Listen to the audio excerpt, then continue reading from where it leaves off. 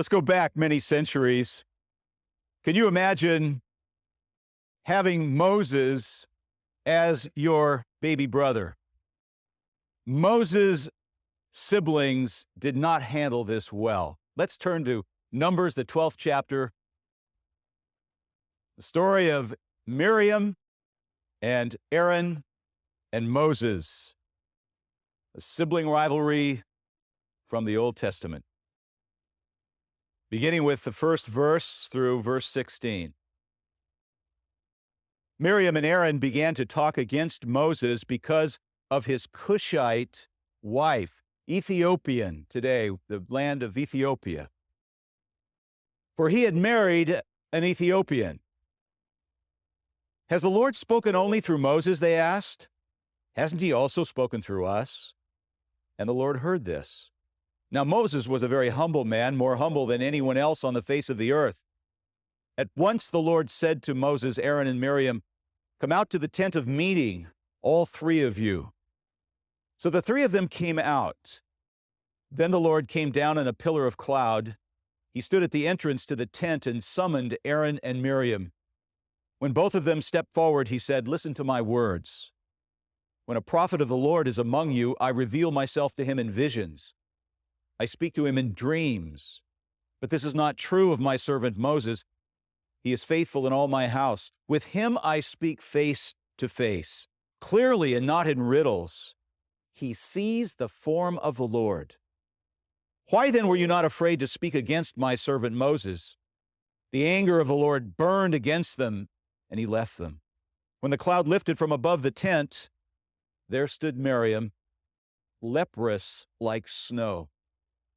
Aaron turned toward her and saw that she had leprosy. And he said to Moses, "Please, my Lord, do not hold against us the sin we have so foolishly committed. Do not let her be like a stillborn infant coming from its mother's womb with its flesh half eaten away." So Moses cried out to the Lord, "O God, please heal her." The Lord replied to Moses, "If her father had spit in her face, would she not have been in disgrace for 7 days? Confine her outside the camp for 7 days. After that, she can be brought back." So Miriam was confined outside the camp for 7 days, and the people did not move until she was brought back. After that, the people left Hazeroth and encamped in the desert of Parah. This is the word of the Lord. When I am counseling couples before they were married, a question I always ask them is, where are you in the birth order? Studies today are showing that who we are is so much more a product of our brothers and sisters than has ever been thought of before. Whether you are the youngest, the middle, or the eldest child has an effect on how you relate to people throughout your life. I heard one woman say, "While I'm unloading the dishwasher, I'm still arguing with my sister inside my head." Now think for a moment about your siblings. They know all the things about you that you would like to forget. When you used to come crying home to mommy when the neighborhood kids would tease you, and you pray that they will keep their mouths shut, don't you? But now on the positive side, our brothers and sisters can remember all those precious childhood memories. Times of our camping trips when we were 11 years old. They can remember all of the names of those beloved pets who are now long gone to doggy heaven, Chief, Queenie, and all of our pets. They remember. They can tell you stories about mom and dad that make you laugh till you cry. One of the great tests of character is when a sibling outshines us in some area of life. When they were children, Miriam was the hero of the family. It was this quick-thinking little girl, Miriam, that saved her brother Moses' life. You remember that story? How the terrible Pharaoh passed a decree that all the boy babies of the Hebrews should be put to death. And how Moses' mother had this ingenious scheme that she cooked up to make a little boat out of papyrus, and she put her baby son inside this papyrus boat. And then she went to the Nile River and she had shoved out that little amphibious porta-crib right out into the water. And it started floating downstream. And of course, who was taking a bath downstream? Remember? It was Pharaoh's daughter, and she spies this little vessel bobbing on the current. She sends a servant out to retrieve that little boat, and it was just at that moment that quick-thinking little Miriam came running up to Pharaoh's daughter and talked her into taking that little Hebrew baby home and raising him in the palace. And then that little Miriam had so much presence of mind, she said, and by the way, I know just the perfect wet nurse to raise that little baby for you. And she got Moses raised by his own mother in the palace, and his mother got paid for doing it. But then after that spectacular rescue, Miriam has to go and grow up under the oppression of the slavery of her people, and to watch that little brother of hers who owed his life to her be raised in the lap of luxury in the palace of Pharaoh as one of Pharaoh's sons. And from there, Moses' life takes on this meteoric rise. He becomes the leader of his people, Israel, and a man, it says here in this text, who talks face to face with God. Do you see the seeds of envy that were planted between brother and sister? Now, compounding all of this is Miriam was the eldest child.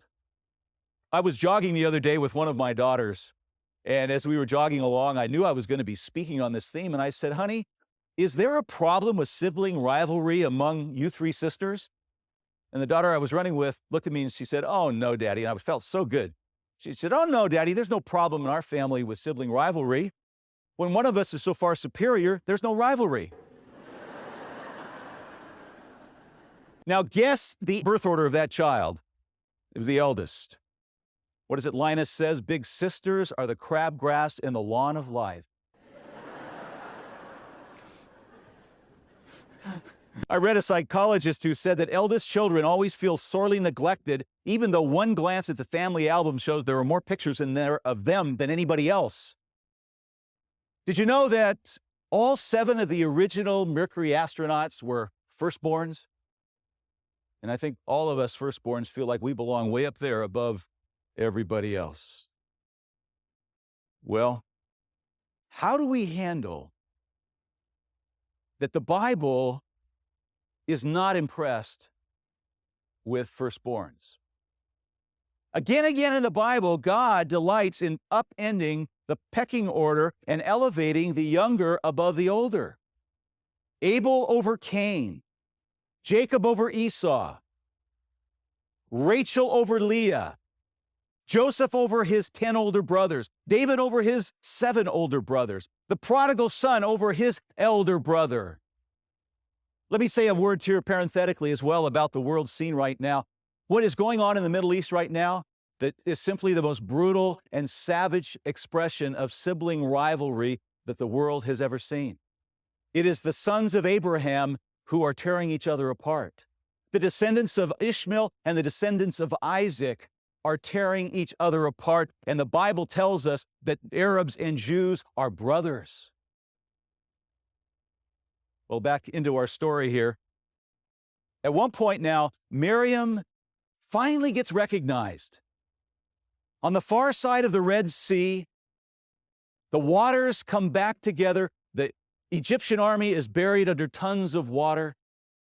And suddenly Miriam reaches over, she grabs a tambourine, and she starts to dance, and she starts to sing. And the women of Israel follow behind her as she dances and sings, "Oh, sing to the Lord, lift up his name, for the horse and his rider have been cast into the sea." And they begin to sing and to dance their celebration over the victory over the Egyptians.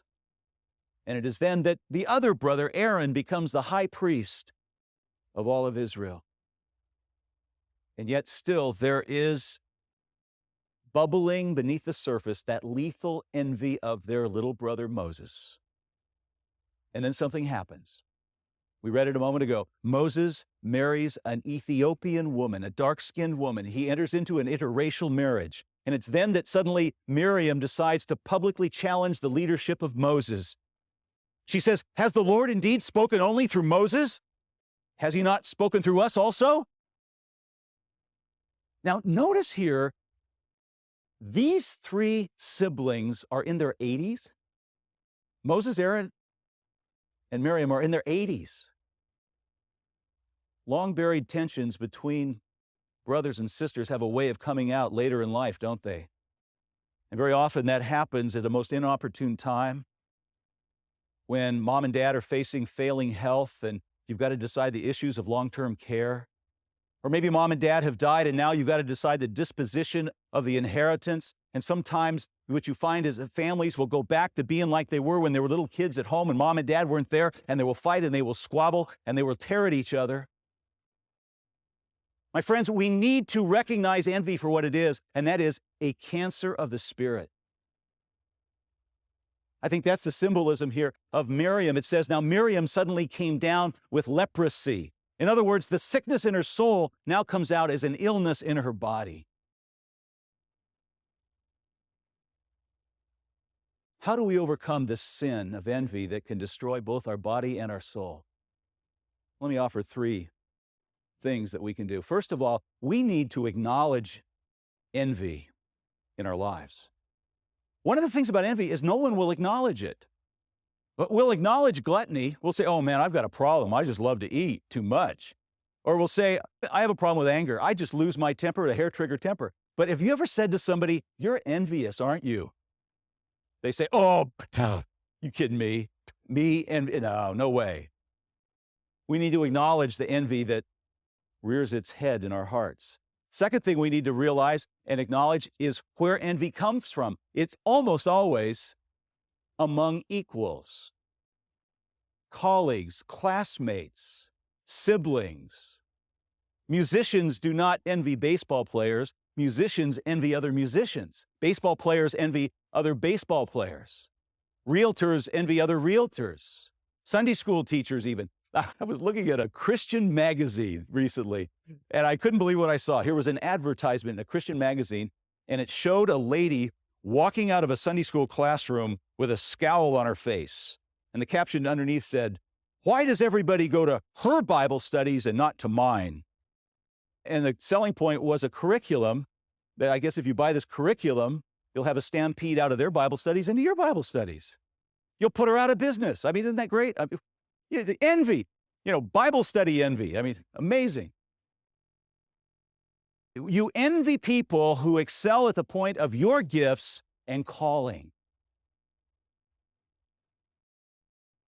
Envy corrupts the purity of our own calling before God. The greatest example of this is in John chapter 21. You recall how Jesus looked at Peter and he said, Peter, you follow me. Peter suddenly whirled, turned, pointed at John and said, but Lord, what about him? And Jesus explodes at Peter and he says, what is that to you, Peter? You follow me. Every one of us has a unique calling before God that no one else in this whole cosmos has. We are to live before the audience of one. And no sideways glances at our better off brethren. And so we need to recognize where envy comes from. And then the third thing we need to do is what Paul tells us to do in Romans chapter 15. He says this, rejoice with those who rejoice.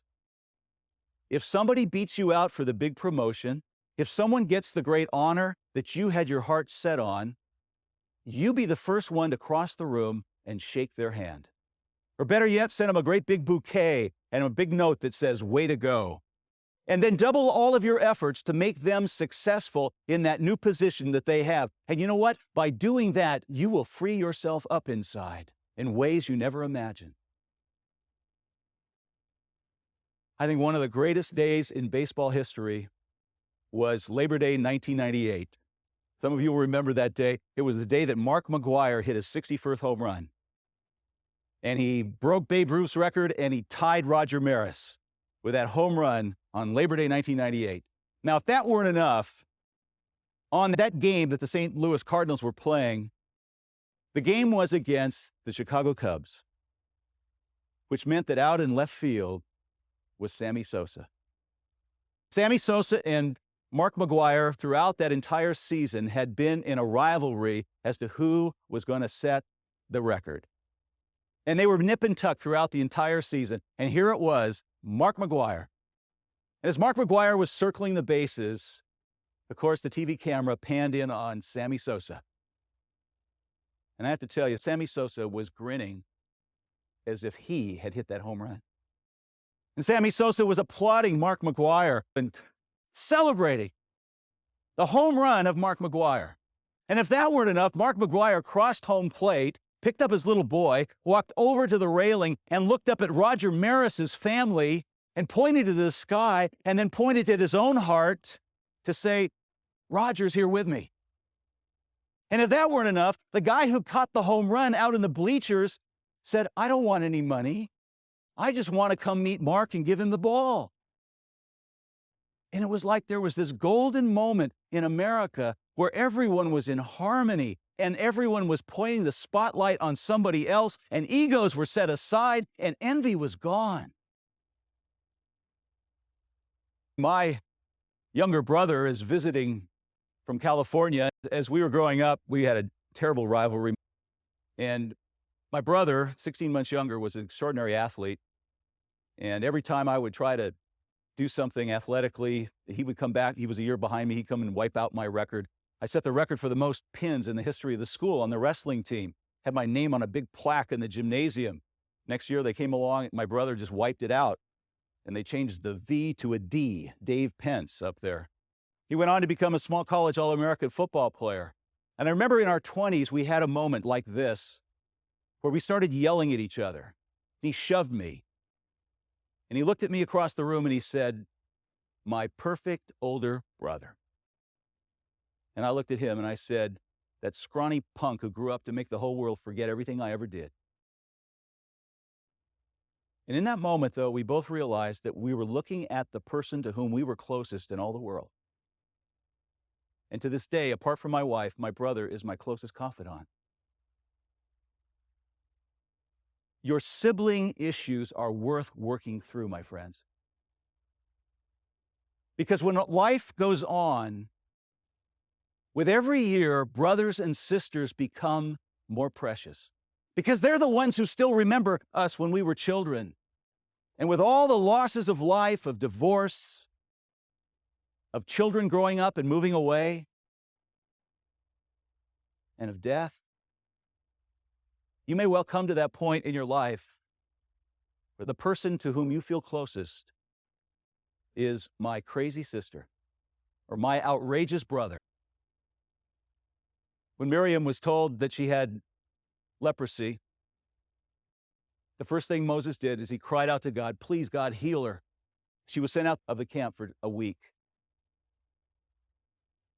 And then she came back in a week later, healed, restored, and forgiven by her brother's love.